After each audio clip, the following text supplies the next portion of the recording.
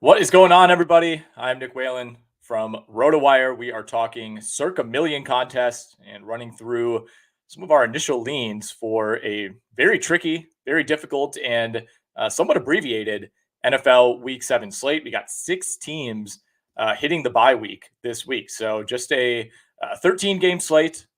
Feels like we're being shortchanged a little bit. It's never fun as an NFL fan when you got so many teams on bye. Obviously, this throws fantasy football into a bit of a frenzy as well. But no Bengals, no Cowboys, no Titans, no Jets, no Panthers, and no Houston Texans this week. So we will talk through the Week 7 slate, hit on three or four games that we really like, talk about where the numbers have officially locked in the Circa contest this week, and what we might end up including in our card for the week. Quick recap of what happened in Week 6. We went 2-3. We were on a nice run, 3-4 weeks in a row of positive weeks. We went 3-2, I believe, in the previous three, but fell into a bit of a trap on the Cleveland Browns. Thought we were getting a really friendly number. Again, these numbers lock around 1 p.m. Eastern time on Thursday. So if there's any movement between then and Sunday, doesn't matter. The number locks. And obviously that Cleveland Browns line against the San Francisco 49ers, we were on the Niners side of that. We got it, I believe, at 7.5. It was up close to 10 by the end of the week, and we know what happened there. So that was one of the losses. We foolishly decided to trust our close personal friend Desmond Ridder and the Atlanta Falcons, who had chance after chance after chance to come back and take that game against the Commanders. We know what happened there as well, and then but we lost on the Tampa Bay Buccaneers, who mustered just 6 points, only crossed midfield three times in their 20-6 loss to the Detroit Lions. The wins came on the Miami Dolphins, and that was dicey at first. They go down 14-0 against Carolina, but that is the beauty in betting the Miami Dolphins this season. They are never out of a game. They're never out of a cover, and we are glad that they rallied back. Also won on the Cincinnati Bengals, hanging on to beat the Seahawks. We had that number at 3. They win that game 17-13. Again, that was a bit of a sweat. Seattle had chance after chance to win that game. Very similar, actually, in a lot of ways to that Atlanta and Washington game, but we'll take it. We're now one game under 500 on the year and looking to get back over 500 with a big Week 7. A couple big picture trends to keep an eye on this week. I mean, the public continues to print money through the first third of the NFL season. 51, 34, and 3 ATS in games that have at least 51% of the share toward one side or the other. The public winning at one of the highest rates that we've seen in recent history. Anybody who's been watching the NFL knows offenses have been down bad, especially these last few weeks. Week 6 was the lowest of them all, 18.4 points per game across the NFL in Week 6. That was the lowest number in terms of average score for a week in 10 years. Yards per play is way down on the season. QB play feels like, especially in the back end, when you get to like those QB 15 to 32, feels like it's as shaky as ever. Injuries certainly won't help that this week. Pretty confident in saying we will not be including the Aiden O'Connell / Brian Hoyer versus Tyson Bagent Bowl on our Circa card this week. But it's going to be a tough one. A lot of low totals on the board this week. 9 of 13 games in the Circa contest currently have a spread of 3 points or fewer. It's exceptionally rare to have, basically 2/3 or more of any games in a given week sitting with such tight spreads. It's only happened 3 times this century, and 5 of those 9 games sit right at the key number of 3. We have another one, San Francisco, Minnesota. That's the Monday night game this week, sitting at the key number of 7. So some difficult decisions await us, but we will dive in and talk about some of the games that we like on our initial pass. I do want to start with Thursday Night Football. We're not going to include this one on the card. I don't love including TNF, especially when we have a big injury question mark in Trevor Lawrence. And it's sounding like Lawrence is going to play. There's been positive indications throughout the week. It's not been officially clear, but I think the expectation is we see Trevor Lawrence, Jaguars 2-point dogs on the road at New Orleans.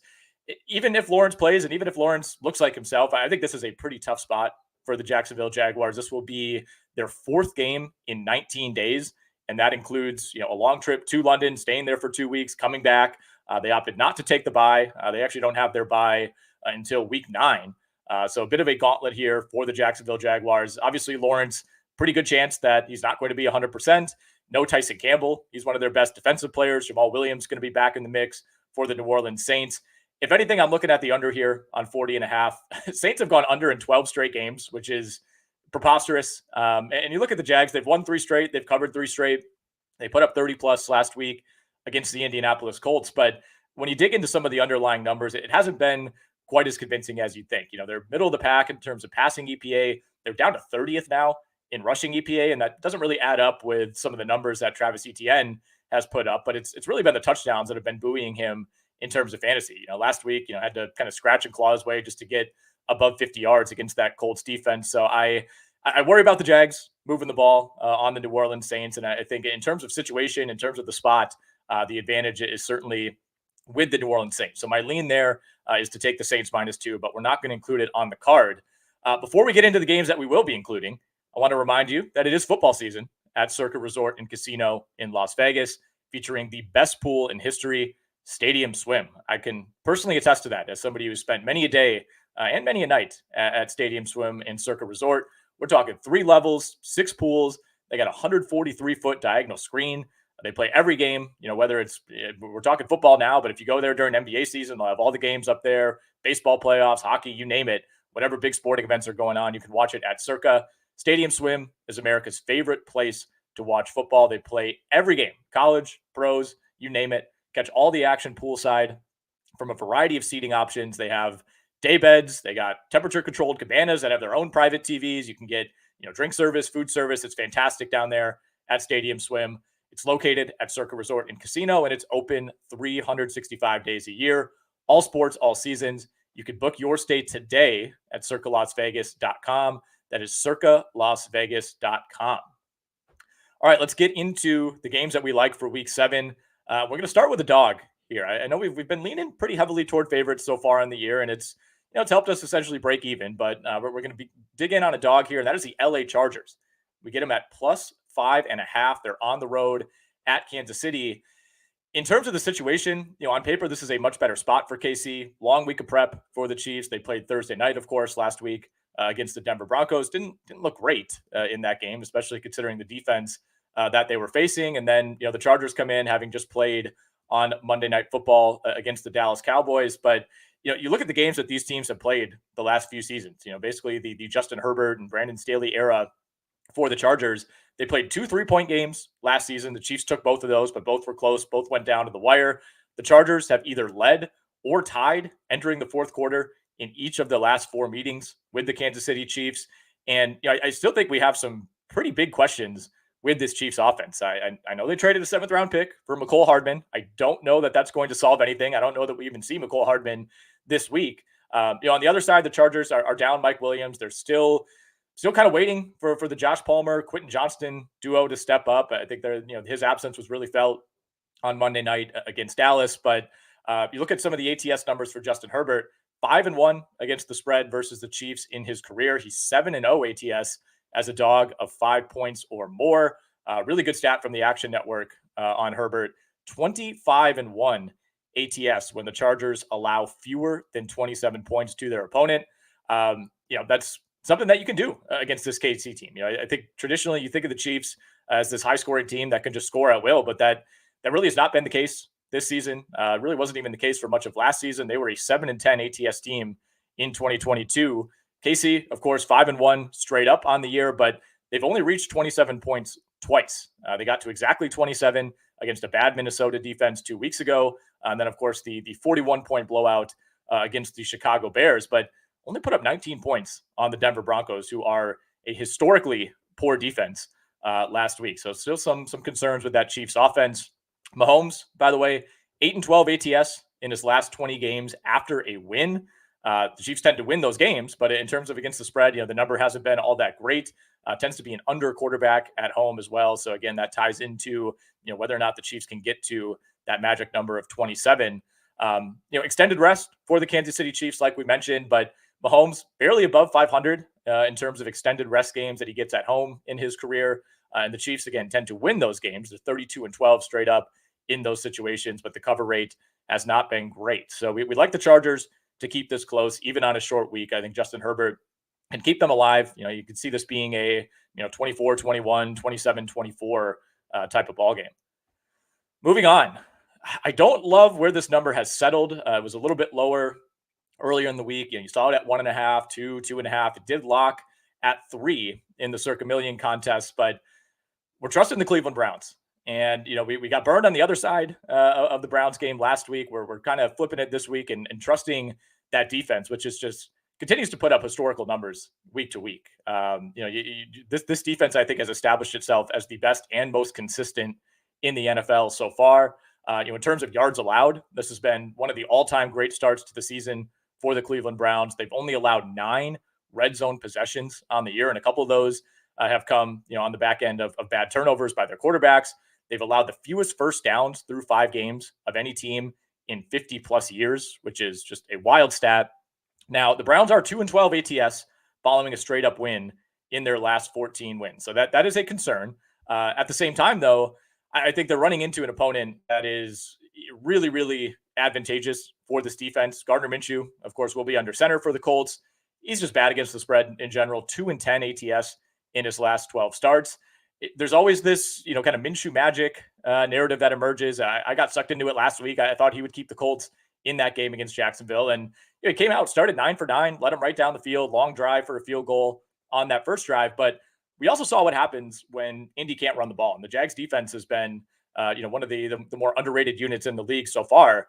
They're not on the Browns level. The Browns are maybe 2 levels up from where Jacksonville is. So I don't think the Colts, whether it's Jonathan Taylor or Zach Moss, are going to be able to move the ball on the ground. That means this game, keeping it close, is going to be on the arm of Gardner Minshew. And last week that resulted in 3 interceptions and a sack fumble. So if you're doing that against the Jags, it makes you wonder, what's going to happen against this Cleveland defense. The elephant in the room here on the Cleveland side, of course, is the status of Deshaun Watson.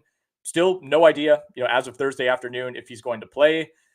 The plan is for Watson to practice today. We have not gotten a full report on that as of recording time, but that seems like a step in the right direction.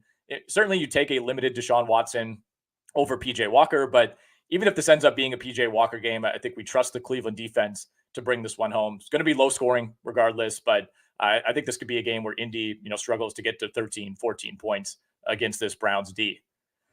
We're looking at the Buffalo Bills and the New England Patriots. I think we're getting a pretty nice buy low opportunity on Buffalo this week. I mean, they still are 8.5 point favorites on the road at New England, but whatever mystique, whatever Bill Belichick, Foxborough mystique the Patriots had conjured up over the last 25 years, that's gone, right? I don't know what the argument is in favor of this Pats team at this point. I mean, they were at home 2 weeks ago and they lost 34-0 to a New Orleans Saints team that can't get to 20 points on anybody. That was perhaps to me the bigger indictment compared to, losing to the Vegas Raiders last week, which is another bad team. And it's like, if you can't move the ball, if you can't score on Vegas, I don't know who you can do it against. Certainly not the Buffalo Bills. Obviously, Buffalo coming off of a big time letdown last week against the New York Giants, but they were able to salvage a win. You come out of there holding your head high, even though it was about as ugly as it could have been. And, you think back to week 1 in a very similar spot. The Bills end up losing that game to the New York Jets. What do they do the next week? They come back and put up one of the most one-sided victories that we've seen all year. Dolphins Broncos notwithstanding. That was against the Las Vegas Raiders. So I view this as a huge bounce back spot for Buffalo. I know the injuries feel like they're starting to mount up on that defense, but I don't think New England is the type of team that can make you pay for that. So I think this is the type of game where, Buffalo gets easily into the mid to high 20s, if not the 30s. And New England has just shown no hope whatsoever of being able to keep up in a game like that. Pats 2-11 ATS in their last 13 games. And to beat the Bills, you need to turn over Josh Allen, right? That is the recipe. It's very hard to beat this team if Josh Allen stays clean, if he doesn't throw any picks, if you don't have Gabe Davis coughing the ball up, after a long gain over the middle. The New England Patriots have forced 3 turnovers all season. That's 3 turnovers in 6 games, the fewest in the NFL. Again, if you're not turning over Josh Allen in this Bills offense, you don't really stand much of a chance. So 8.5 on the road, never a number that you're going to be super comfortable with, but we do like the Buffalo Bills to win in a blowout at New England this week. We got a few other games that we're considering for the other slots. As you know, if you've watched these videos or you play in the Circa contest, you need 5 ATS picks each week. We're looking at Seattle minus 7.5 against Arizona. Another big favorite, the second biggest favorite on the board this week behind only Buffalo. Ugly game last week for Seattle against Cincinnati, but I can't quit this team. I really like Seattle. I think they've had some letdowns this year. They are the only team, by the way, to beat the Detroit Lions, so they have that feather in their cap. But when you dig into some of the numbers from that game last week against Cincinnati, Seattle had 167 more yards of offense. They ran 17 more plays. They averaged 1.4 yards more per play than the Bengals did. They converted more third downs, and they had 9 more first downs than the Bengals. I mean, that is a game that 9 out of 10 times Seattle probably wins. And, Geno Smith throws an interception basically at the goal line. Had another pick that was a killer to end a drive earlier in the game. Seattle had 2 more chances at the end, even after the interception, to come down and win that game. They failed to get points on a 1st and goal from the 7, and then separately a 1st and goal from the 11. So, in some ways, props to the Cincinnati defense for holding, but, didn't love what we saw from Geno Smith, held onto the ball too long, took some bad sacks. But either way, I think this is a bounce back spot for Seattle. Arizona defense starting to slip pretty considerably from where they sat the first few weeks of the season. I think that talent gap but between them and most of the rest of the NFL starting to show up. A lot of the EPA numbers, a lot of the per play numbers put Arizona as a bottom 3 defense in the NFL. Geno Smith, by the way, 19-13 against the spread following a loss in his career as a starter. We're looking at another big number here. Probably only use one of these. We don't want to be going with too many heavy favorites this week, but 49ers -7 at Minnesota. Primetime Kirk Cousins, baby. We start there. Kirk Cousins, 12-18 ATS at night in his career. He's 1-6 ATS in primetime in his last 7 appearances in those spots. We're going to wait on this one, just to see what the injury updates end up being on Christian McCaffrey, Deebo Samuel, Trent Williams, Drake Greenlaw, was banged up as well for the 49ers this past week. If McCaffrey's back, if 2 of those 3, McCaffrey, Deebo, Trent Williams, if 2 of those 3 are in, I think we're going to see this number climb. And I think it's going to be looking pretty nice having it locked at 7 in Circa. And we get the benefit of hopefully getting some clarity over these next couple of days before we have to lock these in by Saturday morning. 49ers playing on Monday night. We haven't gotten a true practice report quite yet, but there does seem to be some initial optimism on all 3 of those players. The Niners have already come out and said that McCaffrey, Deebo, and Trent Williams have avoided long-term injuries. So if 2 of those 3 guys are in, again, we like the 49ers here. You look at the Minnesota side of this. Technically, yes, they got the win last week against Chicago and Tyson Bagent, but man, it was ugly. 2 of 13 on third downs. They had 220 yards of total offense against the Bears. The Chicago Bears, one of the 3 worst teams, one of the 5 worst defenses in the NFL. Minnesota still does not have a rushing touchdown on the season, which is wild. We are in week 7, may I remind you. And this Minnesota defense, it hasn't been quite as bad as last year, but it's been bad and particularly poor against the pass. They're struggling to generate turnovers. They're struggling to generate pressure. 49ers have won and covered 5 straight night games. And a good note from the Action Network here, road favorites in night games coming off of a loss. So that would be the 49ers, 58-39-3 ATS. So we like this as a bounce back spot for Brock Purdy and the Niners. One other game that I'm considering here, and I don't love the number. It's sitting right at a key number of 3. But the LA Rams, this is a team that has piqued my interest. I thought the Rams would be really bad. I did not think Cooper Kupp would be back as soon as he was, and just kind of go back to looking like vintage Cooper Kupp as he has these last 2 weeks. Pittsburgh somehow is 3-2. I refuse to believe that. I don't even know how that's possible given how this team has looked. They got the win before the bye over Baltimore with the Ravens dropping somewhere between like 7 and 11 passes, depending on what charting you trust, but that was not a game that Pittsburgh had any business winning. And, the numbers would say that, Pittsburgh's defense, that's what's keeping them in these games. And that is true to a degree, but Pittsburgh has also been the luckiest team in the NFL when you look at the luck metric ratings. And you also look at, the teams and the quarterbacks that they faced so far. Week 1, they get absolutely blown out at home by the 49ers. Week 2, you beat the Browns 26-22. That's all well and good. You also got 2 defensive touchdowns in that game. One of them on like the first play from scrimmage, they get a pick 6. They had another defensive touchdown later in the game. The offense really did nothing to bring that one home, and Cleveland committed a ton of mistakes in that game.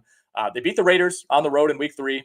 I got not a whole lot to say there. I mean, it is the Raiders, but I guess you'll hand that one to Pittsburgh, get blown out by the Houston Texans in week 4, and then that just preposterous win over Baltimore in week 5. So this is not a defense that has really shown up against any of the plus offenses that it has faced this season. And I think the Rams are in that category right now. I think we have to consider the passing game, especially as a major, major plus. I think this has been a really impressive passing game, especially since Cooper Kupp has been back. Matthew Stafford, to me, looks like the old Matthew Stafford, still taking a few more chances maybe than you would like week to week. But the Puka Nacua, Cooper Kupp duo, I think is going to pose some serious issues for the Steelers defense. And I don't know if the Rams are going to be able to run the ball. I think ideally they would like to, but they're down like every single running back on their depth chart. They're pulling guys off the street this week. This is one where I think it's going to be on the arm of Matthew Stafford, and ultimately that's not a bad thing for the Rams. So that's also one that we're considering. You look at the rest of the board, and it's like Commanders, Giants. Giants are 3-point underdogs at home. That's feeling like a stay away to me. I would lean Commanders there, but don't love the number. Lions, Ravens, with that number sitting at 3 in favor of Baltimore. That's a stay away as well. I would love to trust the Atlanta Falcons to cover 2.5, or the 2.5 point dogs, I should say, on the road at Tampa. They're on probation for me right now. The Atlanta Falcons. I can't do it with Desmond Ridder. I know back-to-back 300-yard games. Those are about the emptiest 300 yards you're going to see. I mean, the decision making down the stretch last week from Ridder was abominable. It was as bad as you're ever going to see. So he's in the doghouse right now, where we're not going to include the Falcons this week. We need to cool off a little bit there. Staying away from Dolphins, Eagles as well. Just too much variance. I do lean Eagles, especially with that one staying under 3. We get it at 2.5 in Circa. We saw the Dolphins in a similar spot against Buffalo a few weeks ago. And, I think when you go up against an experienced, really good defense like the Philadelphia Eagles, things could start to change for that offense, especially on the road. The one other game that I'm taking a cursory look at, and I don't think either of these teams are trustworthy enough to include it in the entry. That's the Green Bay Packers and the Denver Broncos. Green Bay 1.5 point favorites. Packers are coming off the bye. Jordan Love looked so good through his first 2.5, 3 games of the year. Everything has come crashing down since then, but Green Bay's getting Aaron Jones back, and that is massive for the Packers. It's probably a bigger deal than it should be. Your offense should not hinge this badly on Aaron Jones. And we saw the Green Bay offense look completely inept against Detroit, look awful against the Raiders prior to the bye. But I do think having Aaron Jones back, he is such a massive upgrade over the rest of that running back stable that I do like the Packers with a big rest advantage to cover the 1.5, win that game outright at Denver. But in summary, we like the Chargers plus 5.5. We like Cleveland -3 at Indy. We like the Bills to cover a big number at New England. We're considering either the Niners as 7-point favorites at Minnesota, as well as the Seahawks as 7.5 point favorites against Arizona, and then taking a pretty close look at the LA Rams as well. We want to thank everybody who's followed along this season. We encourage you to play in the Circa Million contest. It's been a ton of fun. Really enjoyed doing this every single week. Really enjoyed talking through these picks, following them week to week. Circa does such a great job hosting this contest. And again, even if you're not playing at Circa Million, if you're heading out to Vegas at any point, go stay at Circa Resort. It is fantastic. I just saw on Twitter yesterday, it was voted the best casino in Las Vegas for the 3rd straight year, and for good reason. Yes, Circa sponsors this show, but I would say that anyway, man. We have the best time when we go to Circa. If you want to book your stay, go to circalasvegas.com. That is circalasvegas.com. Best of luck to everybody betting week 7 in the NFL. We'll talk next week.